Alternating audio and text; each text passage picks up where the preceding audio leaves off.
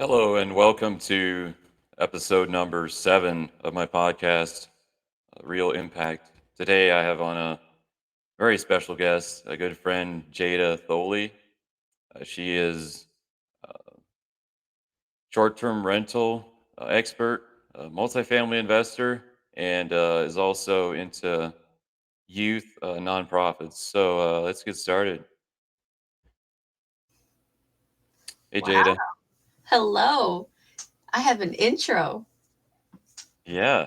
Very nice. So before we get started, would you like to just tell the audience a little bit about yourself, your background, and how you got to your career where you're at now? Yeah, so I am 23 years old. I manage short term and midterm rentals, and I also work with the team to purchase commercial multifamily apartment complexes, as well as running a single family creative wholesale operation. So that's my real estate background. It's great. Nice. Yeah, that's a lot going on. I'm curious. So you're 23 years old. There's not many 23-year-olds like doing what you're doing. So I guess the question is, what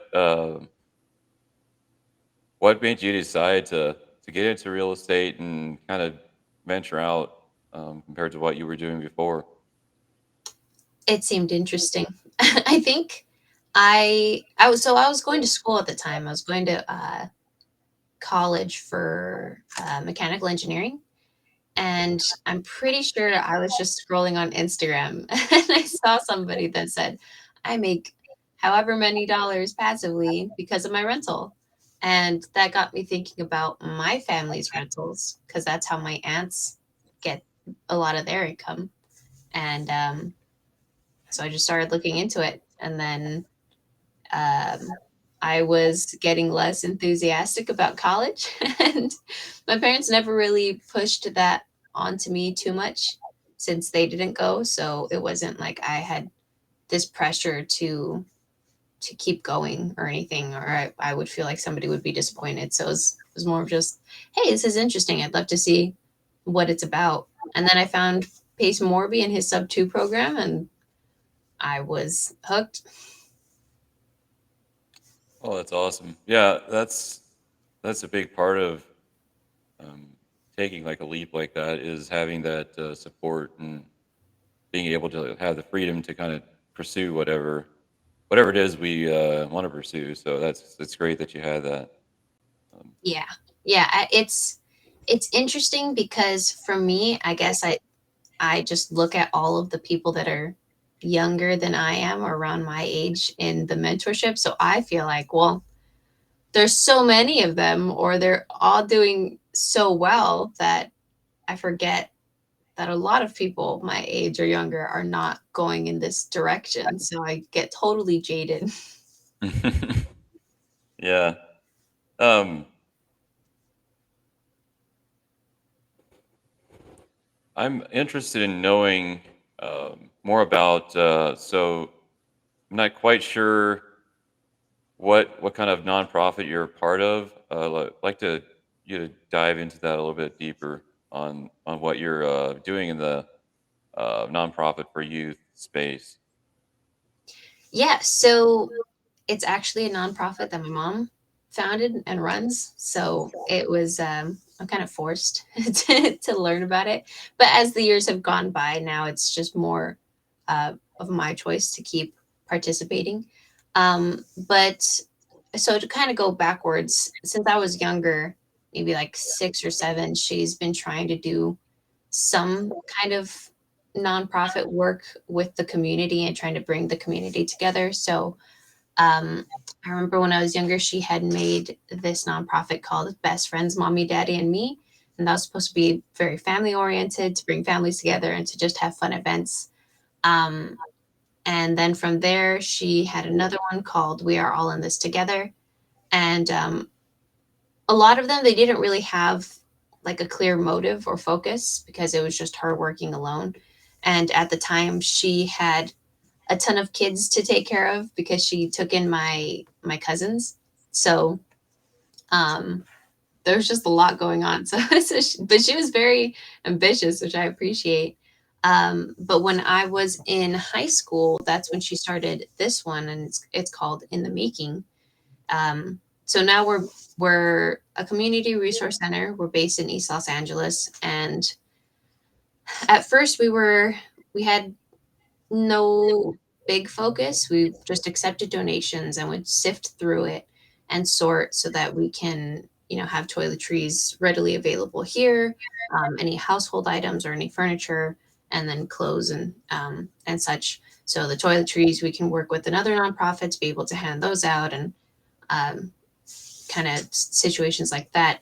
But as we've grown throughout the years, we've been able to really focus on the youth in the community. So now we're more of a guidance center for a lot of the teens to early 20-year-olds around here. So we work with the county and different agencies that provide youth employment. So we're able to work with people ages 14 through 24, and they get paid by the agency, and then they get sent here to. We're essentially the job training center. So we teach them. I like to say that there's like three levels to like what we're able to do for them. So the first level is teaching them, super basic um, job skills. So it's more laborious, like, how to merchandise, because we have our own boutique as well. So we teach how to merchandise, or how to sort, or how to price, how to use a tag gun, how to you operate a POS system. POS. I'm not too sure if the S stands for system, but how to ring people up and do a lot of those kind of physical activities. Then the second level is more about um, kind of the abstract uh, in terms of job skills. So it's more of like soft skills. So how to communicate with customers, customer service, how to communicate with your coworkers, how to communicate with your boss. What kind of mindset might you want in a job setting? A lot of people that I've worked with have said, have had small phrases like, well, minimum wage means minimum effort. And it's like, okay, well, do you really want to give that minimum effort? Because a lot of times that causes more work. Because I used to work at Baskin Robbins, and a lot of people would say that, and then they wouldn't be wiping down the counters, or they wouldn't be sweeping when we needed to sweep. And then, all of that would collect, so that at the end of the night, we had to do extra work to get all of those things out. And it was just like, okay, this is counterintuitive. Um, so yeah, so we try to talk about those as well. And then the third level is kind of more guiding them and going deeper into a lot of mindset, um, into a lot of the mindset. So when the kids first start working with us, or not the kids, the youth. Now that I'm older, I'm like, oh my god, teens are like little babies. Um, but yeah, the people that start working with us, whenever we get a new cohort, we read the a book called The Four Agreements, and I'm usually the one that leads those book discussions. So the Four Agreements, if nobody's read it, essentially you start talking about, or the author speaks about four different, I guess, aspects that you should incorporate into your life, or that maybe you might want to incorporate. So the first one is be impeccable with your word. The second is don't assume.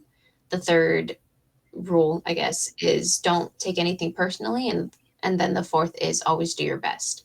So I make sure that as we're going through each chapter and talking about all of these rules, that we really go into what they mean. And I have found that every single person that has read the book, at least with me, has gotten a lot out of it, especially initially when we're actually having these group discussions. Um, yeah, and it's really fun. I love watching teenage jocks. Like a lot of them are in football, and I think their parents probably enrolled them into the youth employment program so that they would have something to do, so that they wouldn't get in trouble. So it's really funny because it's not really what they want to be there for. Um, but they really start relating a lot of, don't assume, oh, in my relationship I tend to assume whatever. So yeah, it's really cool to see that. So yeah, so we do a lot of youth based things. We employ the youth, we help them learn how to work. And then we also have programs on the side, like one is called Entrepreneurs, where we try to teach the youngins how to cook at least 3 meals for themselves that is relatively healthy. Because a lot of people come in and they start eating cup of noodles and they don't know how to make food other than maybe an omelet, maybe. And so we just think that that's pretty important. So yeah, we try to do a lot more programs like that. We try to have retreats every once in a while, that I've been able to help with, since I have an Airbnb. And yeah, it's a lot of different things that goes into the organization. I realized I was talking a lot, so there we go. There's my answer.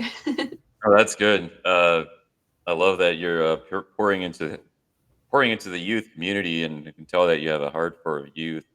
That's something that we definitely need in this country is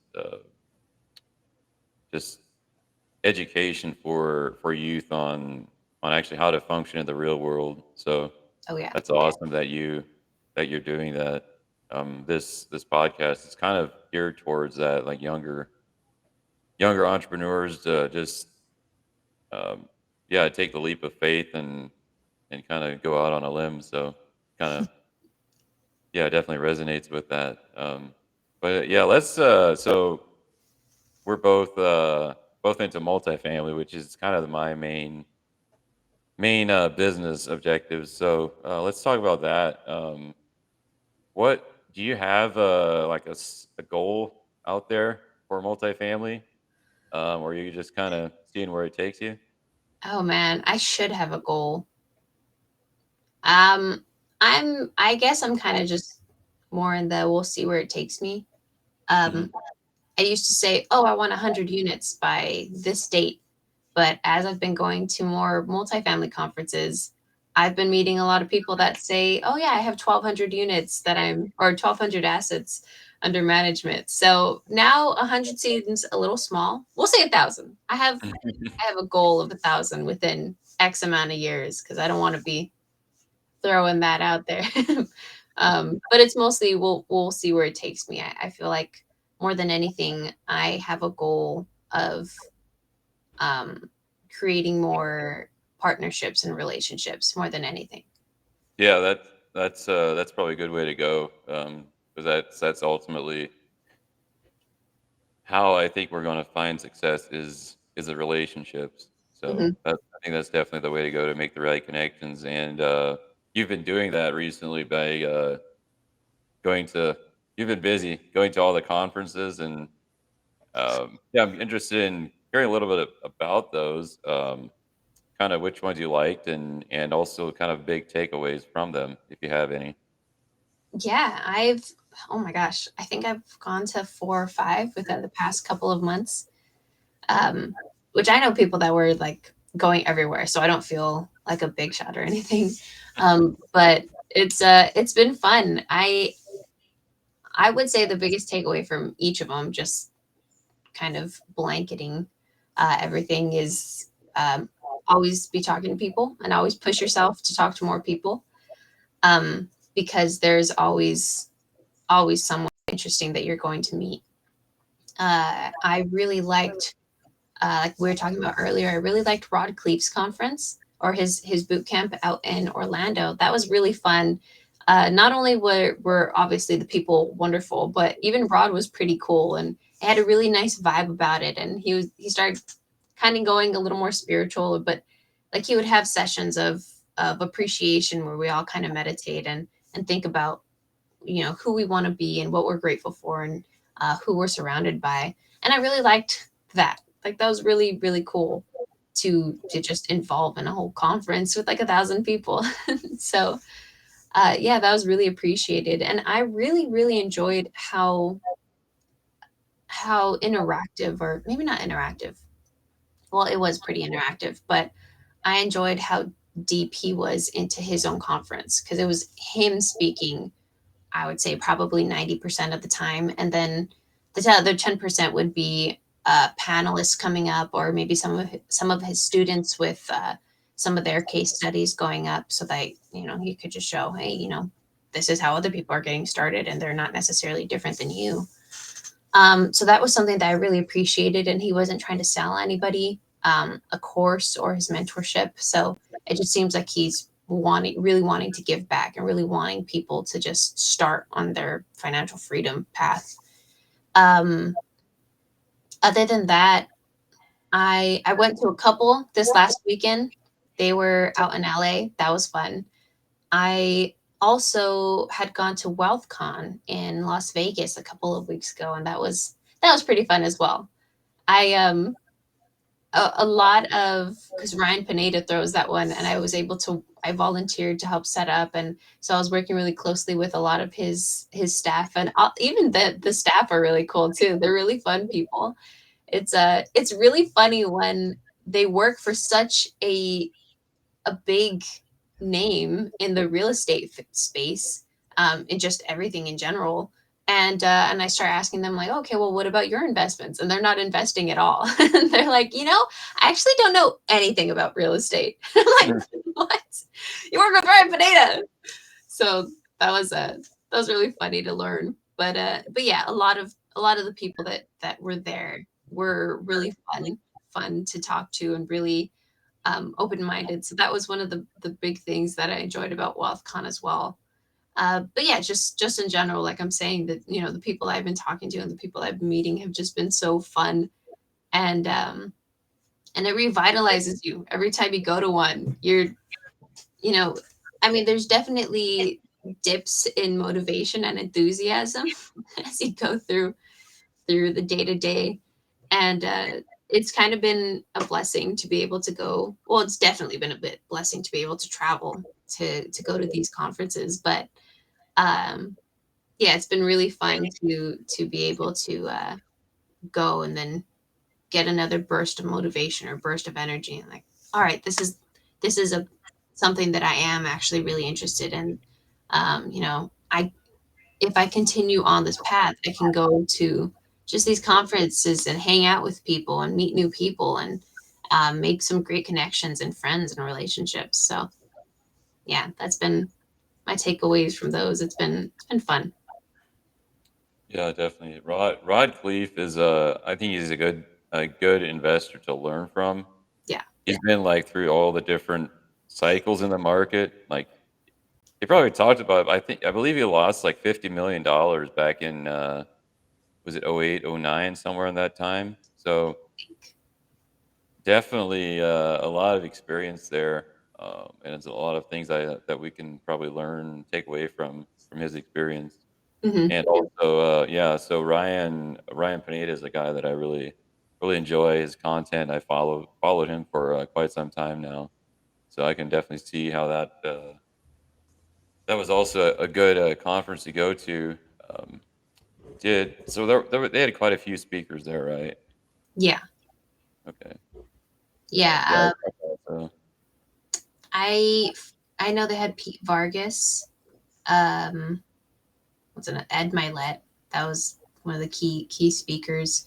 Jen Gottlieb. A lot of really fantastic people that really motivated me to to get on it and do more things. Uh, not just like back end stuff, but actually showing my face more. So Hmm.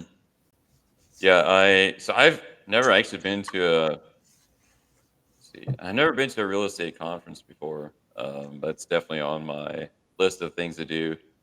But just so when we met the first time at the MDU meetup in Dallas, that was really a mindset shift for me because I going into that I didn't know anyone and I didn't really expect so the hosts of the event, so Oscar and Ione and Joseph and KJ and you, and I didn't expect to really get to talk to you guys, or I just didn't really know what to expect. So that was a really big mindset shift for me because I mean, you're just I guess I realized that kind of these people that are doing big things are kind of just regular people like me. So that was just great to experience that, and I definitely feel like just being around people that are doing what I want to do motivate me and really, just gives that mindset shift of like, hey, I can do this. So Hmm.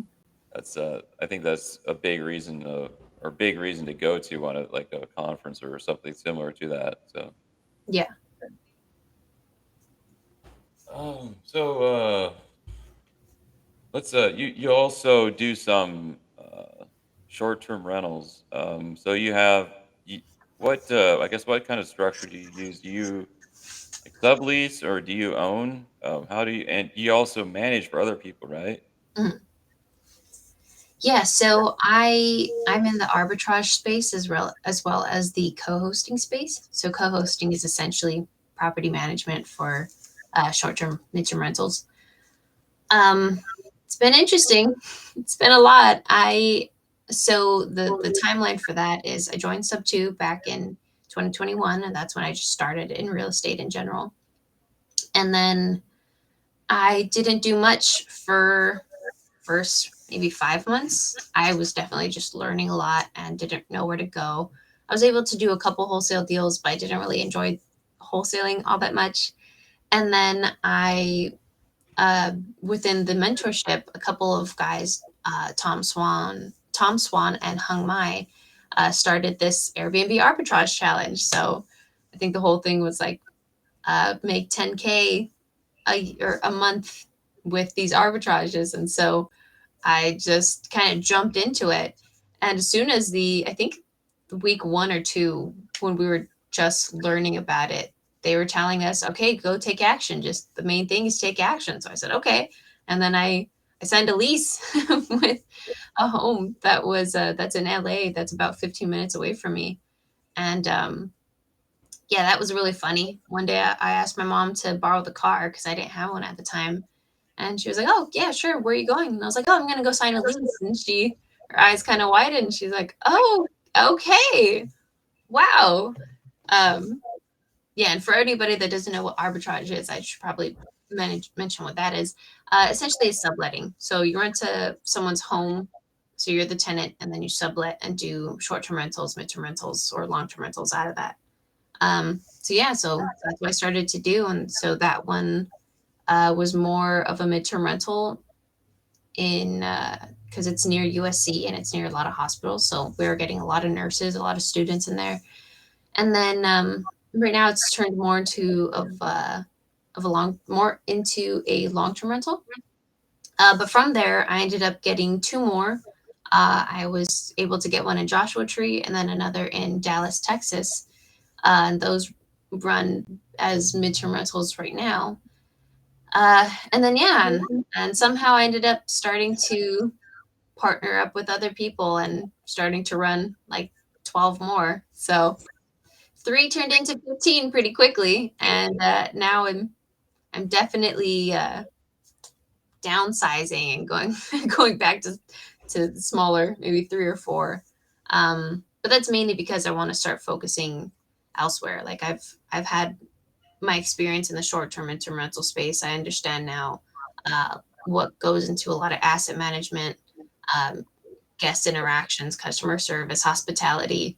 So I think I kind of get a sense of what I want to work in, and it's not necessarily that for Okay.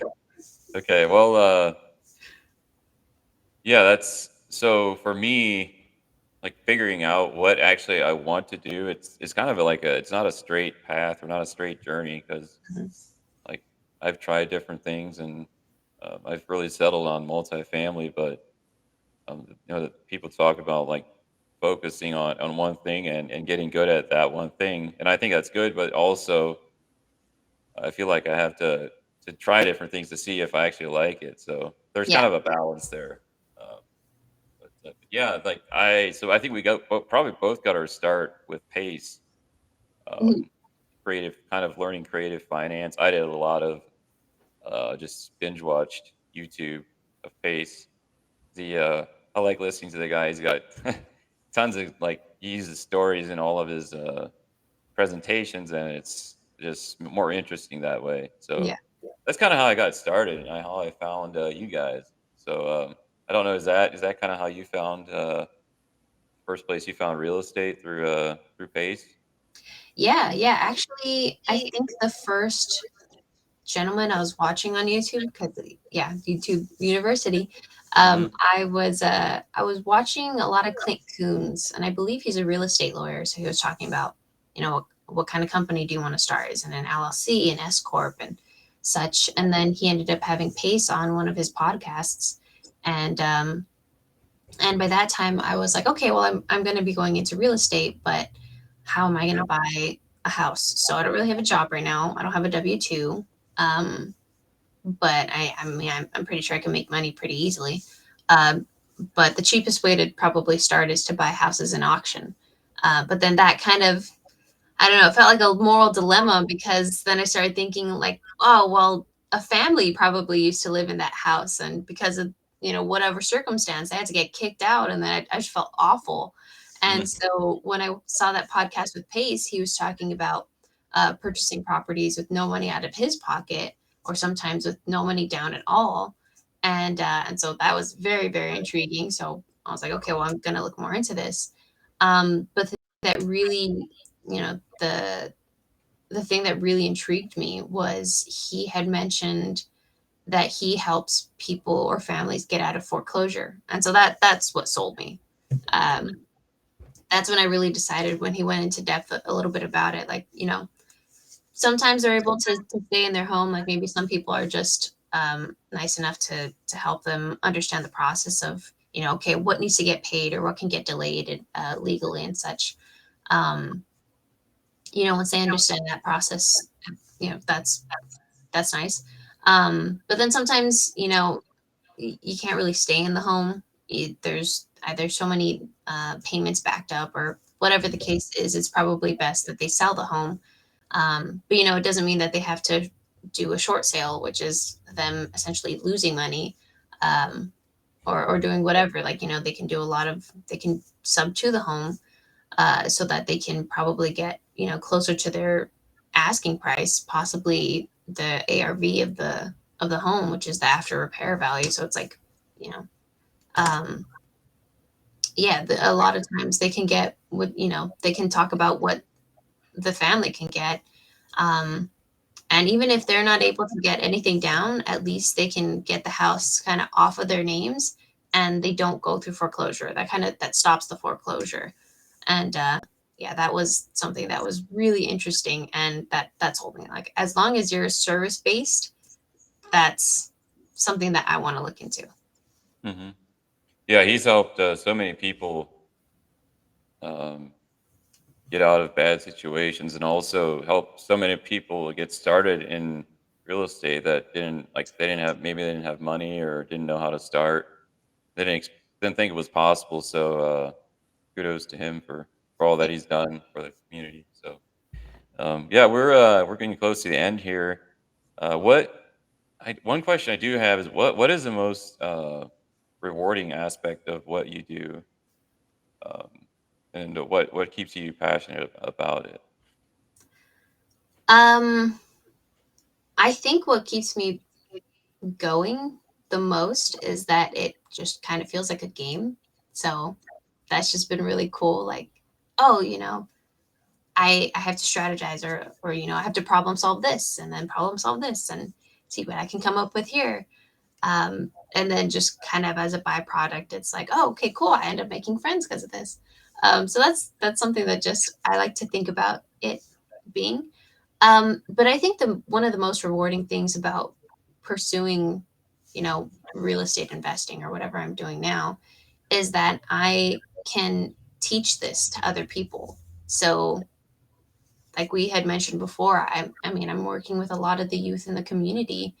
Um, and the more that I learn, the more that I can relay that knowledge onto them. And that's what I've been trying to do. So, um, I end up talking to a lot of seniors in high school that don't really want to go to college, or they don't know what to do. And then they kind of know that I'm in the real estate world. So they start asking me what I know, and then ends up turning into like a 30-45 minute talk, because they start asking me a bunch of questions about, what is seller financing? What is Airbnb arbitrage? How do you manage this and this? And legally, what do you do, this and this?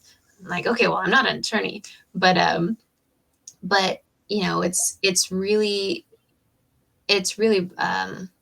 I don't want to say the word rewarding again, but we'll just say it. It's really rewarding to be able to know that I am gaining that knowledge to pass down to other people. And I had grown up very inquisitive, maybe not very inquisitive, but I like learning. Maybe we'll say that. I enjoyed learning.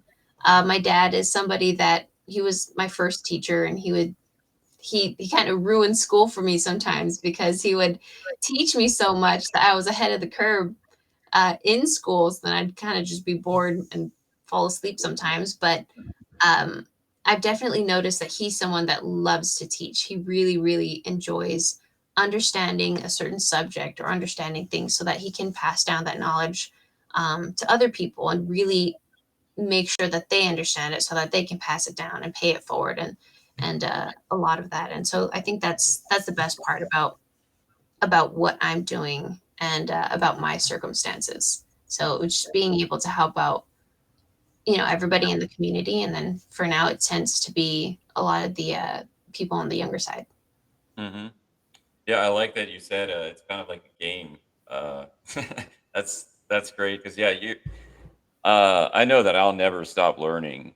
Mhm. Uh, that's what attracts me to it, and yeah, there's always different problems to solve, and also yeah, just get to meet new people every day because of it. And yeah, like you said, teaching. I think teaching is like the highest form of learning.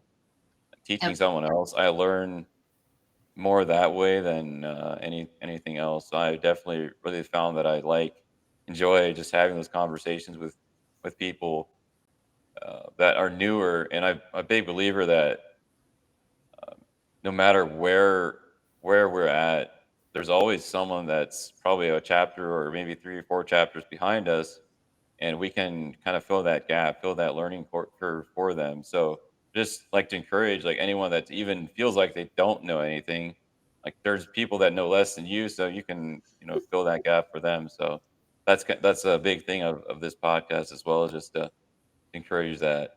So um, last question, what what piece of advice would you have for someone just starting out, someone newer, just entrepreneurship or real estate or I guess business in general? Talk to people, make connections, and go to either go to or join Facebook pages that are involved in what you're involved in, or go to meetups and start making those connections. That's what I probably should have done, or that's what I wish I would have done when I first started, because I was uh, a little lost for a while and I didn't know where to start. I didn't know what to learn. And there's such a plethora of knowledge out in the internet that it's difficult to decide what you want to do or what you should be learning, um, or at least the feeling of what I should be learning. And as time went on and I started meeting more people, they would help me. They would guide me. I would ask them, a lot of questions when we'd be hanging out. Like, I don't know what I should do. This is what I enjoy doing. This is what I think I'm good at. And from there, they were able to, kind of like a therapist. Like you just ask the right questions, and or people ask you the right questions, and you end up, as you're talking, you kind of start figuring things out. So yeah, being able to make those relationships and actually hang out with people and being able to talk about whatever will end up shedding light on things that may be good for you. Love it. It's all about the relationships, right? Yeah. All right. Well, where can people find you and connect with you?